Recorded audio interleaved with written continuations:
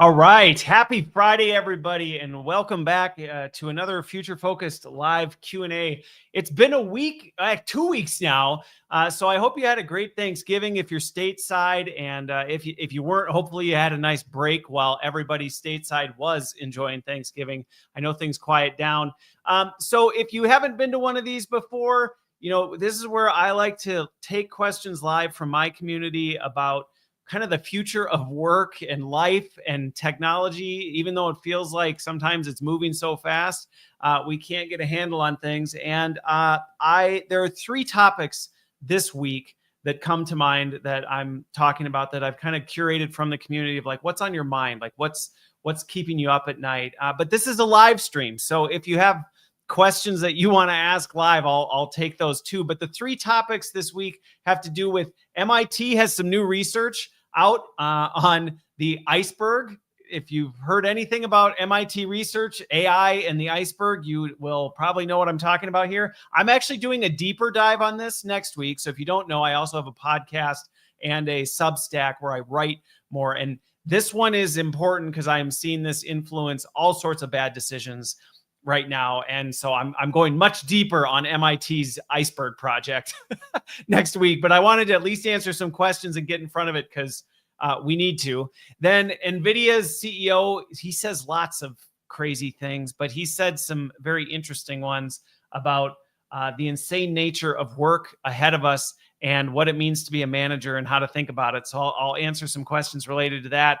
And then Chicago, well, they've got all sorts of stuff going on, but one of the things that's going on right now is there are robots literally everywhere in Chicago on the streets, and people are not happy about it. So I want to talk a little bit about some of that stuff. So like I said, I've got three questions. Well, I didn't say this. I've got three questions for each thing. But if you have questions that come to mind as we go, feel free to ask them. And then again, if you find this helpful, please send it to somebody, share it with somebody, all those good things. And I think that's it for now. But this is the kind of work I do. So if you need help beyond just a live stream or whatever, give me a call and we'll have a conversation. So let's jump into topic number one, which is this new research that is all over the place right now. It's called MIT's Iceberg Index. It's coming out of Project Iceberg, and it is being misrepresented all over the place. But MIT and Oak Ridge National Lab use this tool.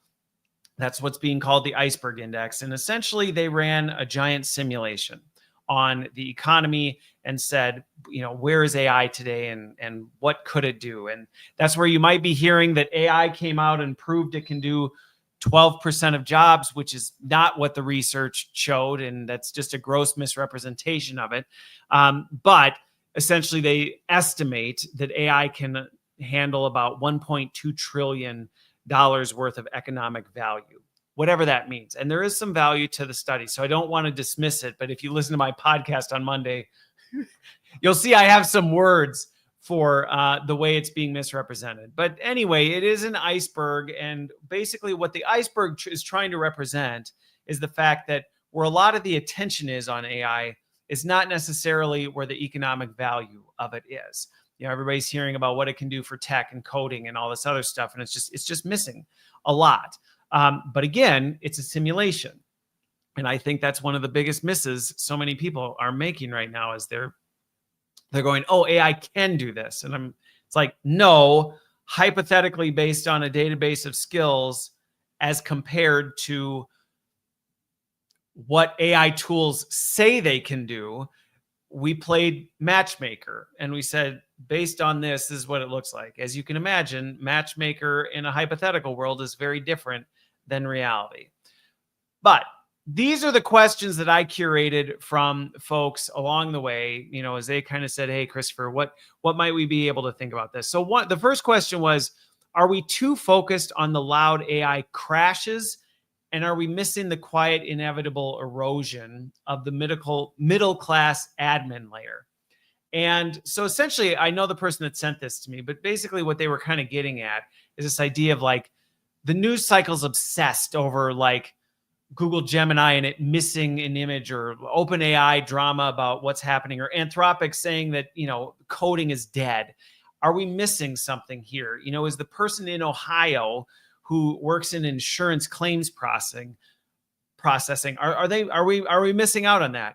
And the short answer to that is yes, absolutely, 100%.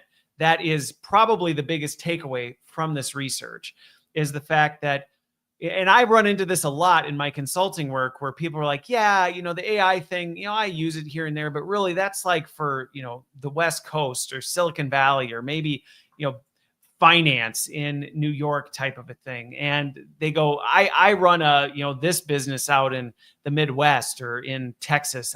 We're not really doing much with AI. And I actually had a CEO just 2 weeks ago call me and said, you know, I've been following your stuff for years. I kind of had said, that's not for us. And I finally got hit with this because the board said to me, we need to be doing something with AI in 2026. And I honestly, I hadn't really put a whole lot of thought into it. And so that MIT, what it is showing is, yes, if you look at where AI is being used, if you look at how it's being used, we are missing a huge part of the iceberg. And hence where the Iceberg Index comes in, is like the majority of what people are talking about and doing with AI is like this little tiny smidge you're seeing above the water. And then underneath is just this behemoth of things that it could be doing. And that's where a lot of the work I do is help connect the dots in that, where people go, oh, you know, like I do this, can I use it for that?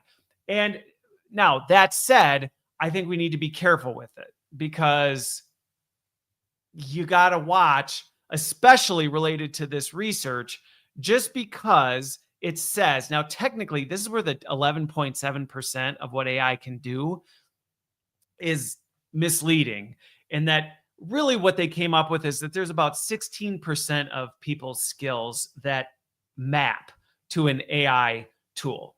All right. But you got to be so careful, because while yes, I think we are missing a large part of the iceberg, and I am seeing the comments come in, so I'll respond to some of those too. Just because a simulation says hypothetically AI can do this doesn't mean it can. And I think that would be the caution I would give to somebody who might look at this MIT research and go, whoa, we're missing this huge segment of AI capability and we're not touching it. Yeah, you're missing potential energy, I guess would be the best way. And you'll hear me talk about that more next week. What this research showed was potential energy. And I will say, even in my own conversations and the work I do, we are majorly missing potential energy. There are lots of things AI can help people do. And I see somebody, you got to be, I wouldn't go so far as to say like AI is terrible and awful and going to do all these things. It really, I think, is a mirror and enabler. So I get where some of the skepticism comes around. And yeah, you definitely, I think somebody said it earlier, use it with discernment. I think somebody said that. Yes, that would be the best thing that I would add to this, is you got to do it with discernment. But I will firmly say we are missing lots of opportunity with what we can do with AI. And honestly, even a lot of the things that we're chasing with AI, I'm like, that's not a good thing to be chasing. Like, you shouldn't be asking AI to do this. You shouldn't be using it for this. And yet that's where it's super popular. And I'm like, cool it. But what MIT's research showed, and I agree with it, is there are countless very mundane, trivial things that it's like, you should be using it for that. But Chris, to your point, yeah, I agree. You got to use it where it's acceptable. But what MIT is showing is when they looked at this list of 38,000 skills and then compared it to AI tools, there's large parts of it that we're just not paying attention to. And I think that is something that you can walk away from this research from. Does that mean you should just pursue 16% of what you do and go 16% of what I do or what my company does, we should have AI doing? No, that would be a recipe for disaster. So, absolutely not. And Chris, even to your point of like using yourself to use AI, people ask me all the time, should I use it? Should I not?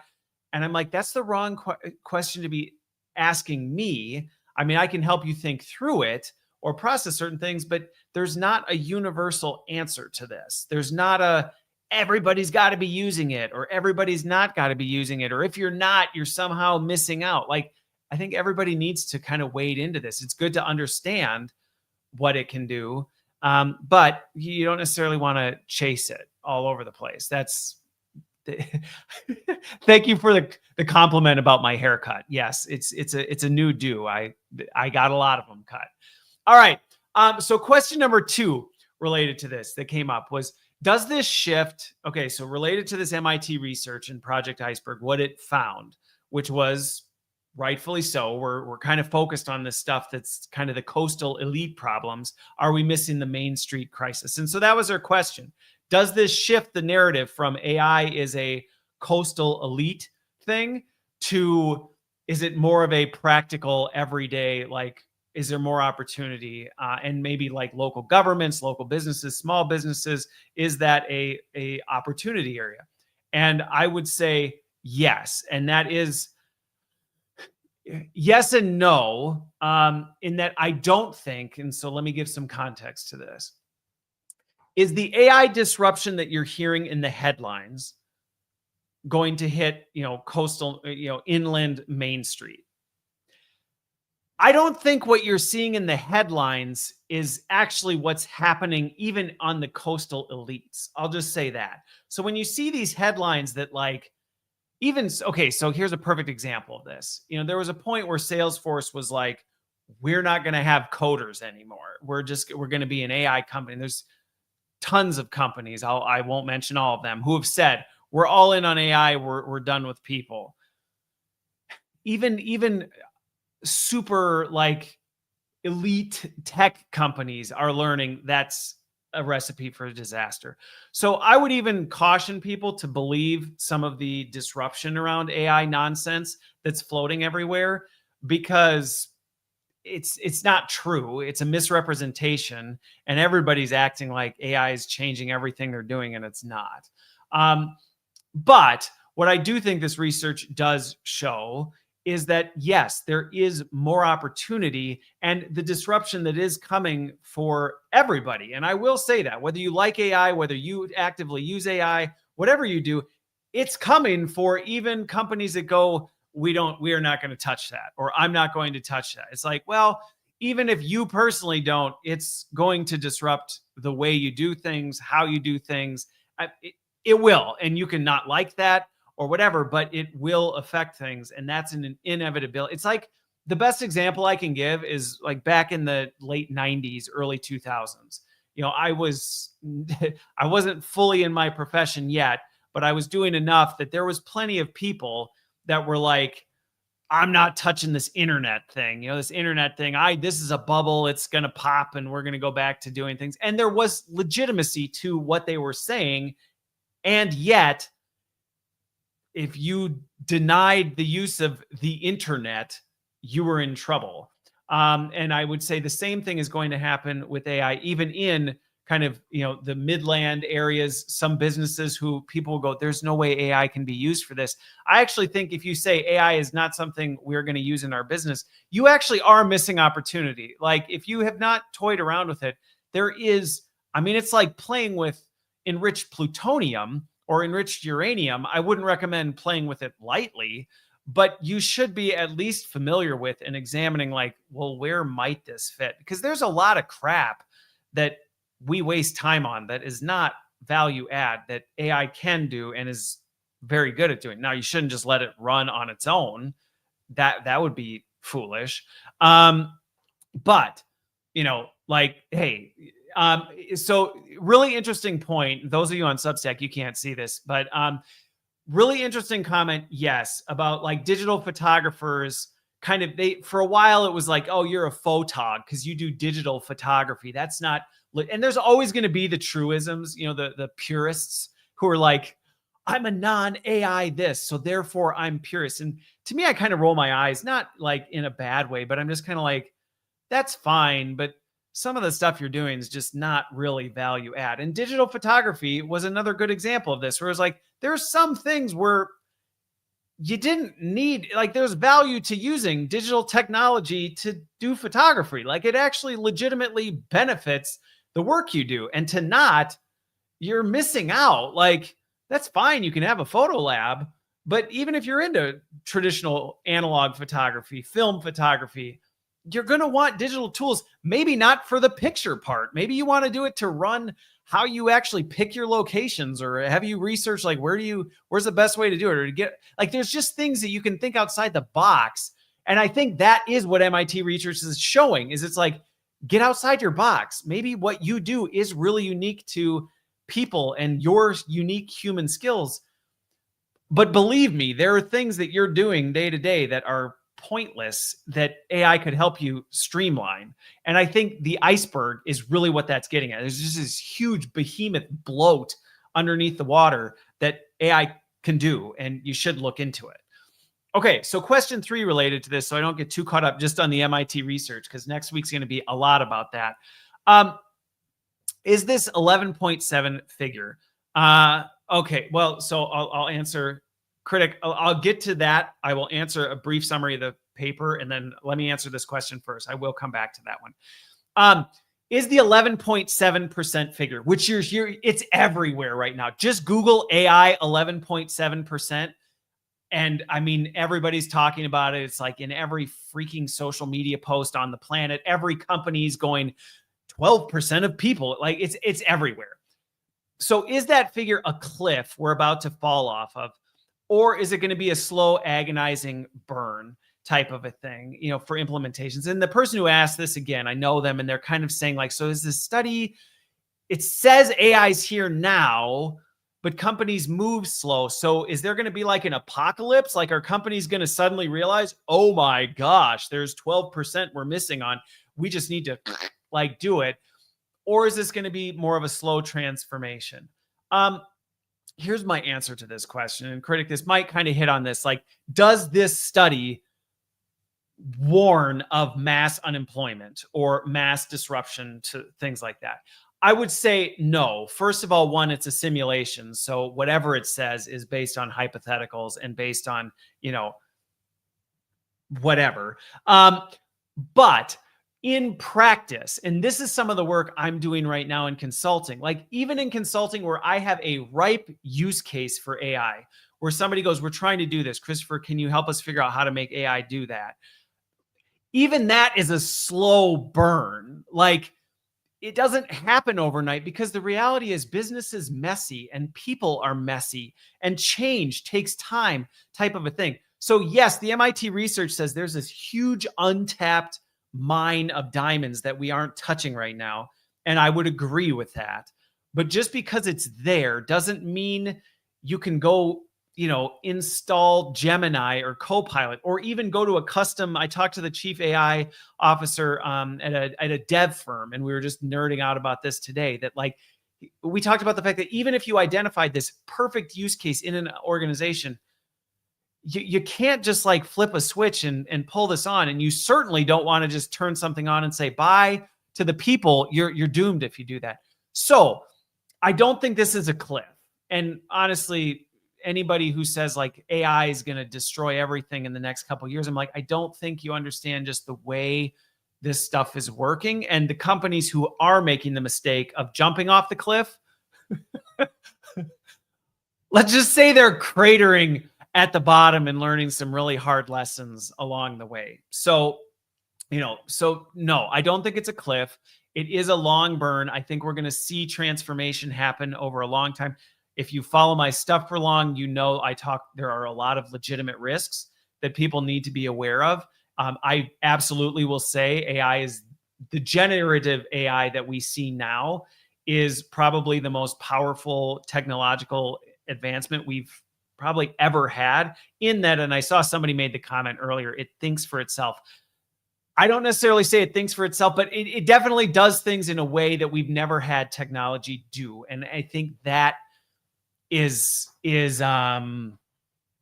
just, it's why I say it's like enriched uranium. Like, you don't just want to mess around with this stuff. You can really get hurt. And I don't think we've even begun, despite some of the research. The fact we're only a couple years in and research is already coming out showing the risks and the harm and the damage that AI can cause is mind-blowing. I mean, it took decades for some of this stuff to happen with like social media before we started going, I don't know. This is kind of dangerous stuff. So the fact we're seeing that already is an indication of how serious it is.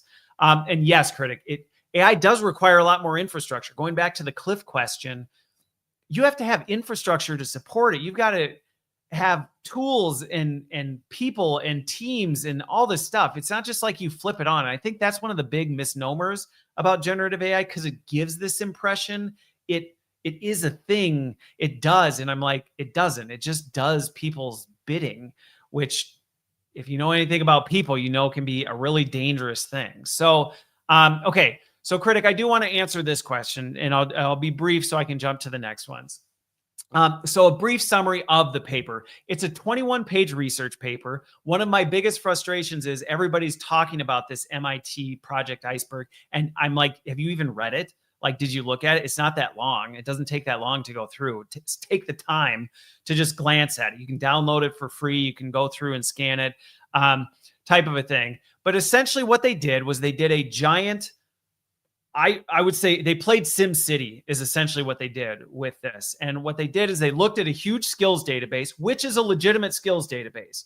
Okay. But skills is not jobs. And I think that's one of the biggest things you got to be careful of is, yes, it takes skills to do a job, but just because you understand skills does not mean you understand the job. But basically what they did is they said, all right, let's pretend we had 151 million agents, which makes up, the US workforce. And let's look at this database of what skills exist in the workforce, which again is going to have holes and gaps and all this other stuff. But let's look at this legitimate database. Then let's look at all the 13,000, I think they looked at 13,000 AI tools and what they claim they can do. Okay, claim they can do. That's a really, really important detail. What they claim they can do. And let's play Tinder. Like, let's go, oh, this is a skill. There's a tool over here that says it can be done. Does it match? Like, yes. Okay, let's do this. And let's just go through this whole thing and let's see where we land. And that's what it did. And so that's where they saw the matching was 16% of the skills had an AI match. So if you actually want to say, where did we land in terms of AI claims to documented work skills, it was actually 16%, not 11.7. But the economic value, hypothetically, of this was like 13.9. So that's what this research did. And that's why I say it's valuable research, because it pointed to a lot of the things we're talking about aren't the things that even the AI tools say they can do and are focused on, and of the skills that we have. So it highlighted some really important stuff.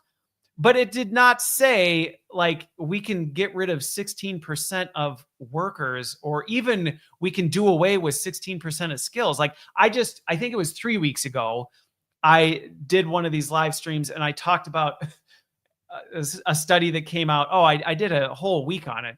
But there was another one where they actually said, let's have a human do something and let's compare it to how an AI agent would do it.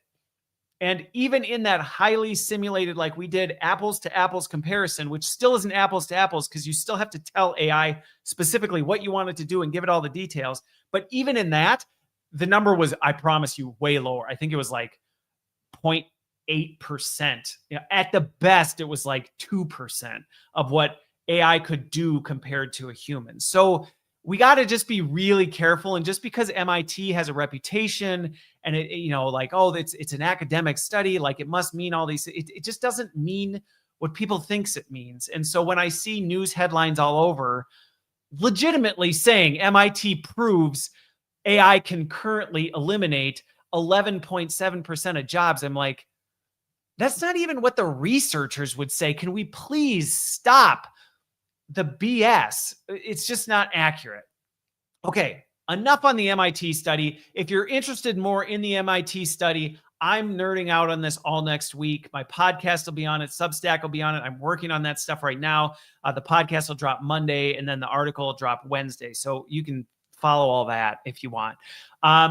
Okay, so let's move on to Nvidia and Nvidia's CEO, because what happened recently was there was a leaked recording of Nvidia's CEO, and he says a lot of things, and legitimately he's very close to it. But you also have to understand, Nvidia is the biggest pickaxe and shovel sales company, the biggest pickaxe and shovels manufacturing company in a gold rush. Okay. So in the AI gold rush, Nvidia is selling the AI pickaxes and shovels. Okay. They're selling the AI chips. So you've got to understand that whatever he says is one, clearly biased. And exactly, critic, like they win no matter what. Even if AI completely scorches the earth and destroys all of humanity, Nvidia comes out going, hey, we won like big time. Even if AI implodes and falls off the face of the planet and like destroys itself and we don't have AI anymore, which isn't an option. But like even in that, Nvidia still wins. They just go back to gaming, gaming chips. Like they're in a win-win situation. So when he says things, like you got to take it with a grain of salt. And on top of it, of course, Jensen wants everybody to be using AI because he wants to sell more chips. So you got to take this stuff with a grain of salt. But essentially what he said, and there are actually a lot of things in this leaked interview I actually do agree with, but I don't think they're a good thing, is he said, if you're a manager telling your staff to use less AI, you're insane. Okay, now you can start to see where the bias comes in. Like, well, duh, Jensen, of course you want everyone using AI. That said, I agree with his point of like, if you were just blindly telling people, and I say this to companies who are trying to like lock down AI, I'm like, don't be discouraging critical thinking around AI use. That is like telling people stop breathing, please, like, or that's probably too extreme, but you get what I'm saying. Like it's reckless to just say, don't use AI. And so he's hyperbolic with it. He's got a lot riding on that, but I don't necessarily disagree with him on that. He truly believes every automatable task should be automated. And I think this is where he starts to go a little bit too far with it, because of course he wants everything automated because he's making billions of dollars a day probably. And it's like, it's still not enough. So of course he wants this. But the other thing he talks about is the fact that AI is going to make us even busier and work harder. And like, the sad part is he's right. In the consulting work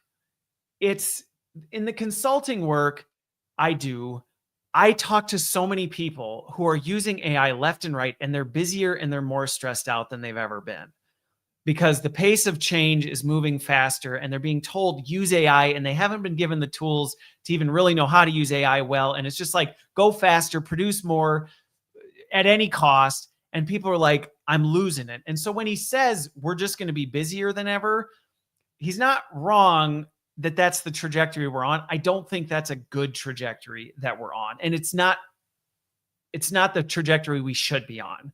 Okay. But this is what he said. And so, he's on here saying all this stuff. And of course, when Nvidia's CEO says something, everybody freaks out and they're like, oh my gosh, this must be where it is. So the first question I got related to this one was, is his demand for higher output the end of this AI utopia dream and the beginning of the corporate treadmill speeding up? And this is a really important piece, because he says this, and I agree it's where we're headed. I don't think it's a good thing.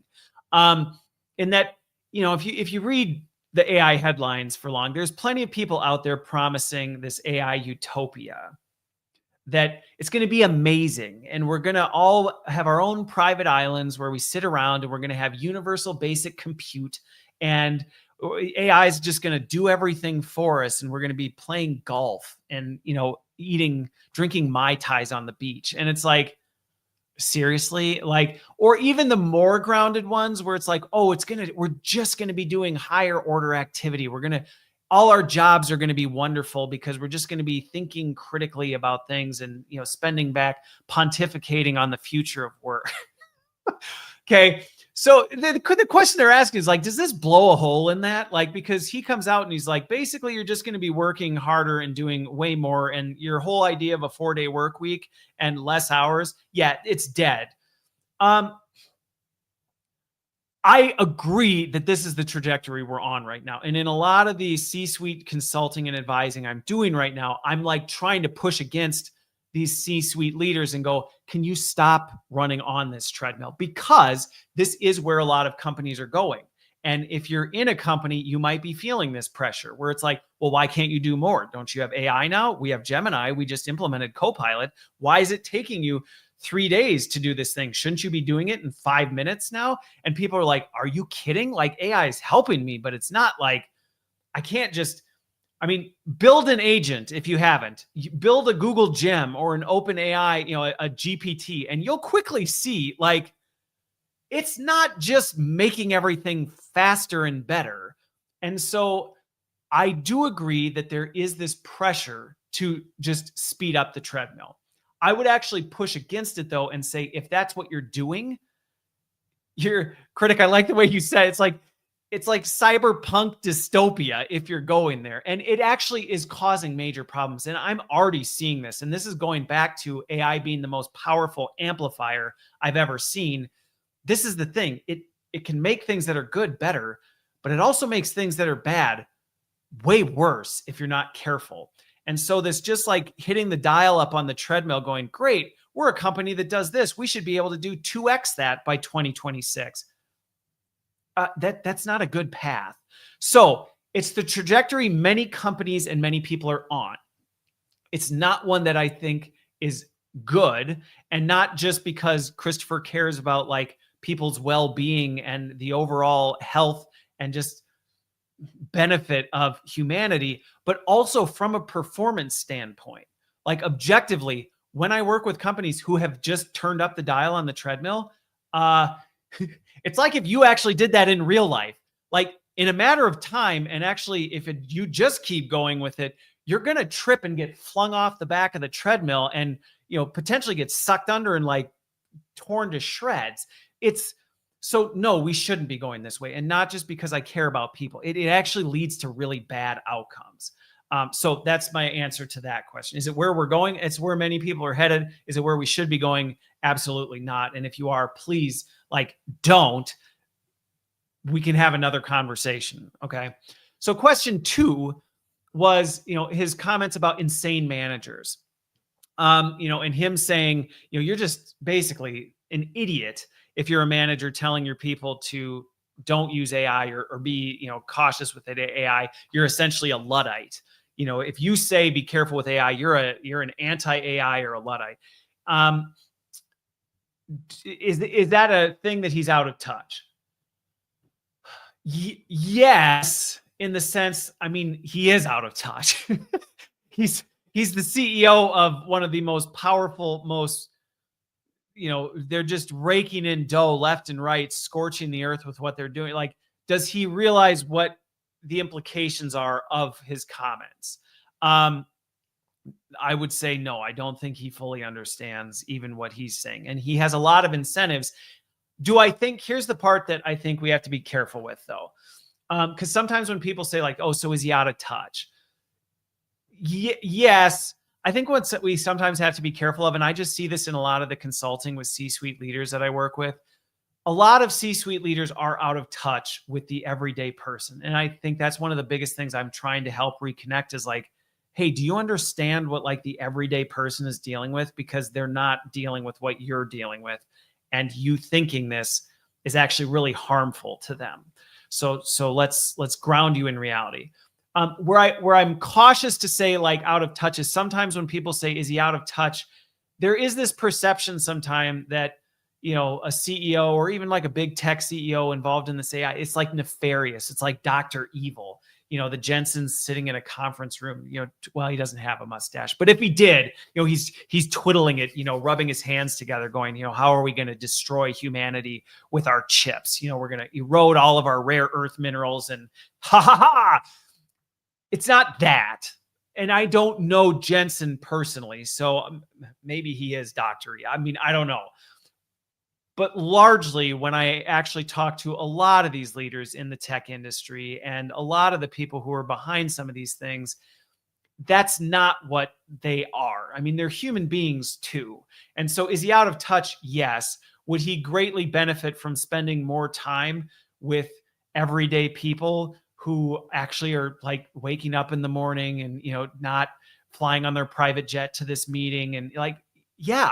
And I say that to a lot of senior leaders who have largely grown out of touch with the way the world works. I think especially stateside, but around the world, we would all benefit from a lot of the powerful people out there spending more time with everyday people. So is he out of touch? Yes. And I said in the beginning, like, he's got a lot of motivations to be out of touch. But it's not necessarily some of the ways I see some of the things, how he's being represented. And again, I don't know him, but just what I see with a lot of senior leaders, senior tech leaders, tech enthusiasts, like, they're out of touch, but not in the nefarious way that they're often represented. And again, I really am committed to trying to think charitably about everybody. And like, believe me, I've met plenty of people where I'm like, yeah, you're kind of a monster, type of a thing. But it takes a lot to get me there. And I think just in general, we would all benefit if we all tried to have more of that attitude, because most people are just trying to do the best in the environment they're in. And yes, there's always exceptions to the rule, but yeah, the out of touchness is definitely contributing to a lot of his comments. And even listening to the leak thing, I'm like, bro, like, you do not understand what you're saying right now. Okay, so question 3 related to this whole Nvidia thing. If AI handles the grunt work, okay, hypothetically, if AI handled all of the administrivia, all the technical tasks, and all this other stuff, if it did, do junior employees ever learn the skills needed to become senior leaders? Now, I'm not going to spend as much time as I would like to here, because this is a big part of my focus in the podcast and in my Substack article next week. This, to me, is one of the biggest risks that I am seeing in organizations and just in general with this whole AI boom. Is even in the best case scenario, okay, where you're actually putting AI on all the grunt work or all the administrative, low risk, repeatable stuff, that doesn't mean you don't need people around involved in that stuff. And actually, this is a huge risk in companies right now. And I recently had a conversation with a senior leader who was planning on completely killing their early career opportunities and their pipelines, because they're like, we're not going to need that talent because AIs can do it. It already can do it now. 3 years from now, we're not even going to need early career people because AI will just take it. And I'm like, no. That is literally like cutting off your legs. Like, it's a really bad decision to do that, because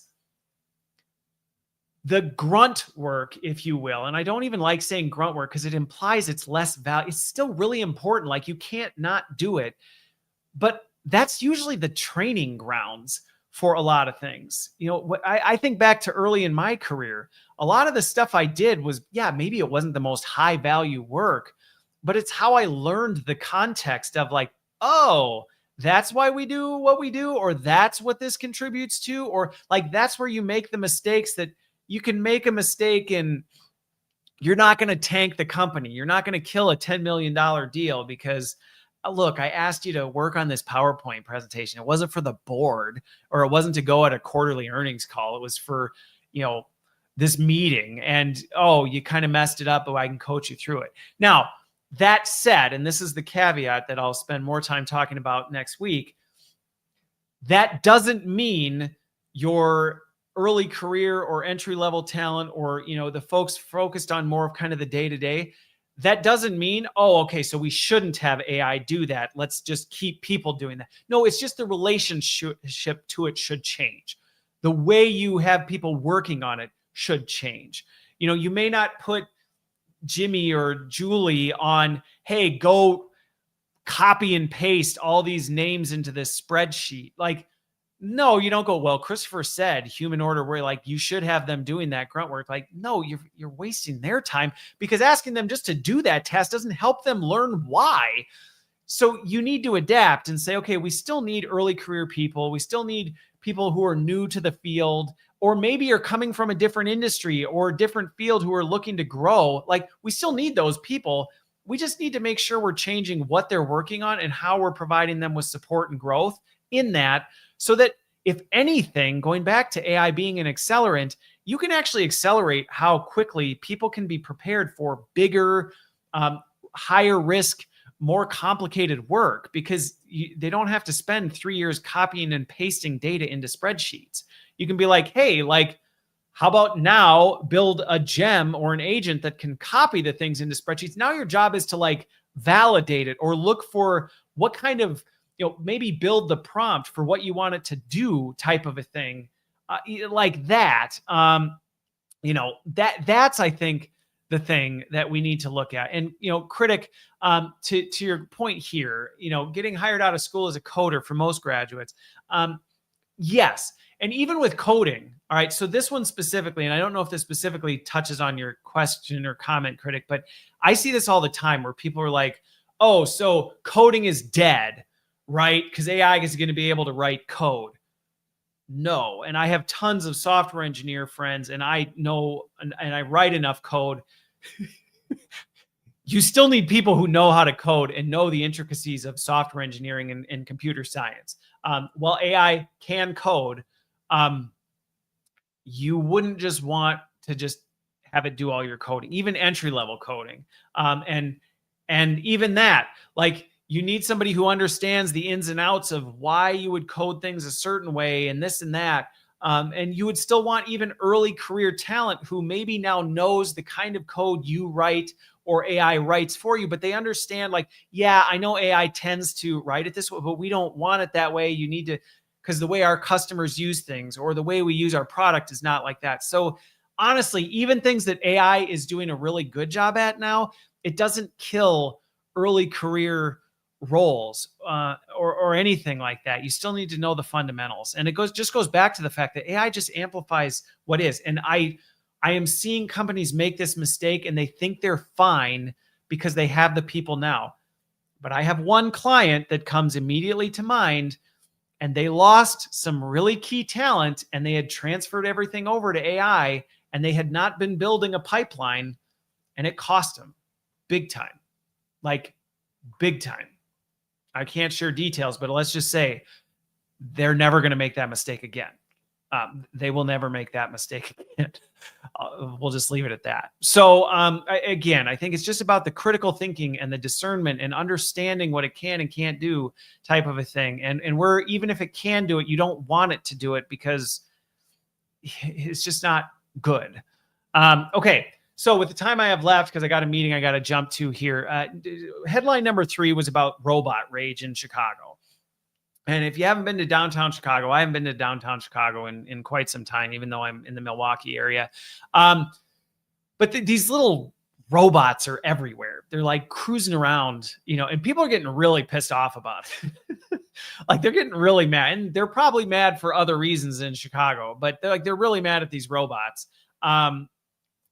From like little carts zooming around delivering food to, bigger ones fly. It's a mess. And so residents in Chicago, specifically in the Lakeview area, are like revolting, and they're revolting against a pilot program from companies like Servo and Coco. So those are 2 big ones that are all about like autonomous delivery and all this stuff. And people are pissed. And there's this signature petition trying to take the sidewalks back. They're raging against, we want our sidewalks back. And specifically, there was an incident where somebody got hurt by one of these things. Like, he needed stitches after he collided with a robot's visibility flag. Because these things are out doing this. And again, it's not that it doesn't happen with people, but it's just different with robots. And so anyway, people are rightfully upset. And this is a real challenge that we're going to have to run into, because we are going to see more of these autonomous things flying around and driving around and walking around. Although personally, the whole obsession with bipedal robots, this is a side note, is really stupid. Humans are designed the way we are, and we're a very unique species. Trying to build robots to walk and talk and act like humans is just, it's more of a fun experiment. It's not practical. But anyway, the first question I got was related to the rage. Is the rage people are feeling actually about robots? Is this guy who got hurt by the flag, is it really that he got hurt by a robot because technically he could have tripped over something else or run into something else? Or is it misdirected anger at, we're kind of hitting a boiling point with private tech companies and just the kind of insanity around tech? I don't know this person, so I can't speak for this individual. I mean, he legitimately was injured by a autonomous delivery thing. So I think legitimately he's probably just frustrated that this robot thing hurt him, and understandably so. But I do personally, in a lot of the conversations, because I talk to lots of people, I think there is a combination of legitimate frustration with what's being done with AI and robots and autonomous vehicles and just in general. There is legitimate frustration with what's being done. Yes. I also think there is a lot of illegitimate or misdirected frustration where, like, let's take back our sidewalks. I'm like, I get it, but to some degree, it's like, come on, like, it's like raging about, scooters or, little like, it is accurate and it's also not. And I think that's where we got to kind of step back sometimes from our emotional reactions to things. I say all the time, emotions are a great indicator light. They're a terrible lighthouse. If your emotions going off are a sign that you should lean in and go, why am I actually pissed off? Or why am I sad? Or why am I feeling this? Like, I need to look at this. Check engine light just came on. But I probably shouldn't just act on it. And I think anybody can say, anybody who, like, I can't think of very many times where just a pure reaction off my emotions has ever gone well. So the rage people are feeling about this, I think there's truth to it. We need to look into it. We need to actually examine this. We need to slow down and figure out how to do things wisely. But I do think some of it's misdirected. And when I just see like the robot hate or the AI hate, I'm like, come on, like, you got to at least admit some of this is just you're insecure or you're worried about the future or you have concerns about certain things that are happening. And as a result, you're just like swinging the other way and blowing up on something that's like, really, like, that's probably not the thing. And so, Critic, I think that's awesome. So you're a career trucker. Okay. I know multiple truckers and I know the whole thing about autonomous semis and are they good or bad? Is this the end of the trucking age type of a thing? I've already seen some major and been involved in some projects related to autonomous trucking. And like, it is complicated. It is complicated. It is messy. The idea that there's never going to be another trucker on the road by 2030, it's like, oh, stop it. Like, that's not where it's going. That's not what's going to happen. But to your point, I think, and your attitude is a great one, Critic, that like, hey, like, as long as we have government and economic policies that are keeping up with this and we're thinking these things through and we aren't just making decisions and then going, well, that's a decision we made, so whatever we learn, like, who cares? Then, okay, like, we're open to experimenting and exploring what there is. And I think there's definitely room for us to enhance and augment things. Do we necessarily want a giant semi like flying down the road, especially, and Critic, you correct me if I'm wrong, but I have so much respect for my trucker friends because I'm like, some of the things you've got to deal with and just even just things that we take for granted. Well, all you're doing is driving a truck down the highway. If you think that's what a trucker does, you don't know what a trucker does. Like, yeah, that's part of the job. That's not what a trucker does. It's not just this, oh, we could just put a robot on it because that's all there is. Like, wrong. You don't understand trucking if that's what you think it is. So I think this just, again, validates this need of like, hey, we got to calm our emotions. We got to step back. We got to take the time to look at things. As much as some people are like anti-AI regulation, regulation for AI is not about anti-AI. It's about going, can we think clearly about this? Can we understand the risk? Can we draw? I did a whole podcast in Substack series on AI red lines. Like, we need AI red lines, not to say we're never going to cross this line, although I think there should be some lines we never cross, but more so to give us a boundary that we bump into that forces us to go, hey, we hit the line.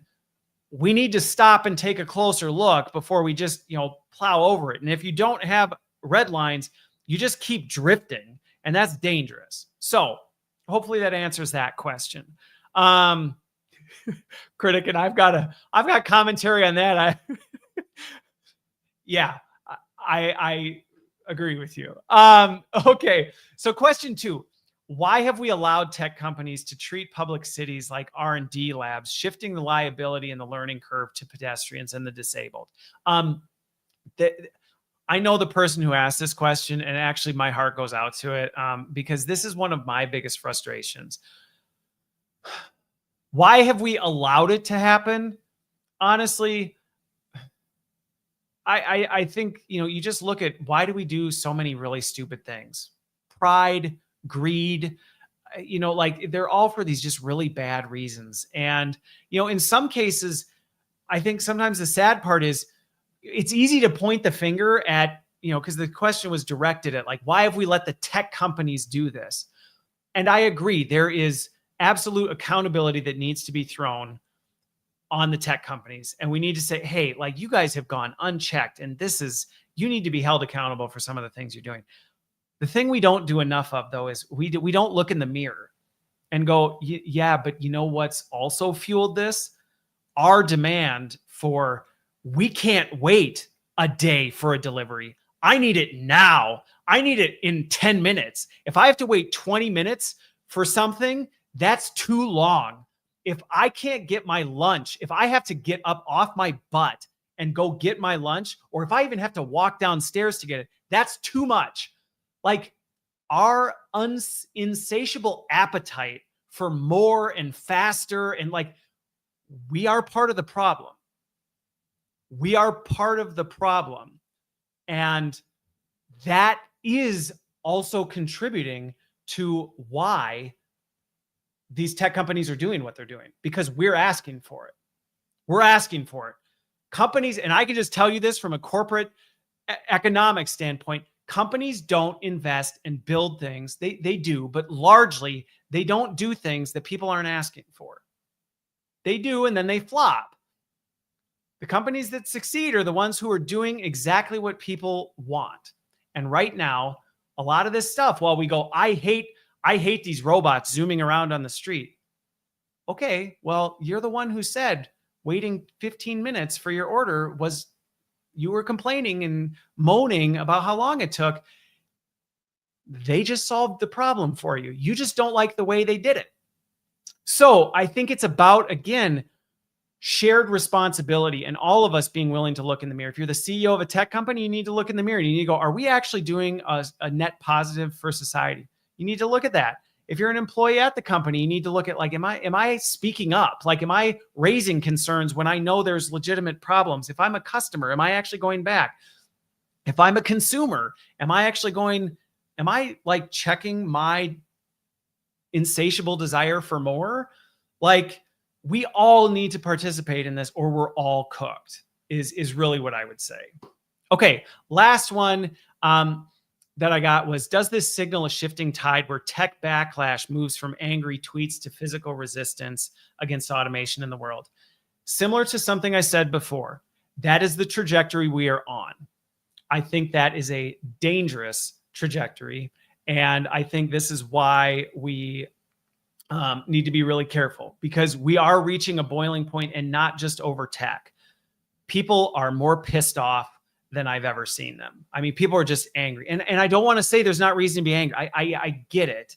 I get why people are frustrated. They're frustrated with the economy. They're frustrated with politics. They're frustrated with, the global geopolitical nature of things. They're frustrated with everything. They're frustrated. Like, people are just mad. And so tech is coming in and just amplifying it, which is what tech does. And yes, I think there's a legitimate risk. We could reach a point where people violently respond to technology.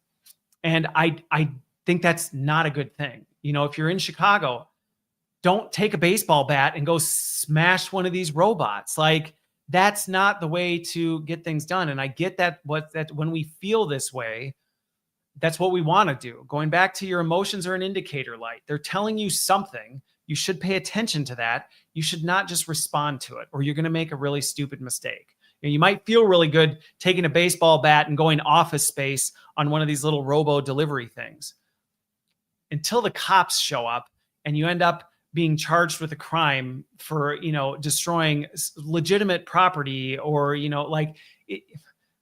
so yes, we are on trajectory for this kind of stuff, which is why I do so much work to try and let the pressure out and try and encourage people to think critically and be wise about this. And let's have open conversations from people from different perspectives. Let's not see each other as enemies to be defeated, but somebody else who has a valuable point of view that we need to listen to and talk about and say, hey, how do we think through this? Because the extreme natures of anything don't end well. And when we don't address things, we just keep building pressure and pushing people to the further ends of the extreme. And sadly, when that happens, eventually it blows up and it doesn't go well. And I don't want to see that, because when that happens, it's always the most vulnerable people who get hurt the worst. That's the thing. If this AI bubble pops, it's not Jensen, the CEO of Nvidia, who's going to get hurt. It's going to be the everyday person who's trying to figure out how to afford groceries, who can't afford their energy bill because of the AI, it's that. And I hate that. I hate that. So this has been my future focused weekly live Q&A. This has been so fun. Thank you, Critic, and all of you in the comments who have jumped in. Kevin, good to see you on here on Substack. I hope this has challenged you, made you think more about some of these things. I mean, ultimately, my goal is just to get us to have conversations and think more critically about where we're going, and be good, wise stewards of what's in front of us. And so if you need help with this, reach out to me. I do it professionally as well. So whether it's just a conversation or a question you have, or some work that you need to think through, I love doing it. And with that, I hope you have a wonderful, wonderful Friday, a great weekend, and we will see you on the other side.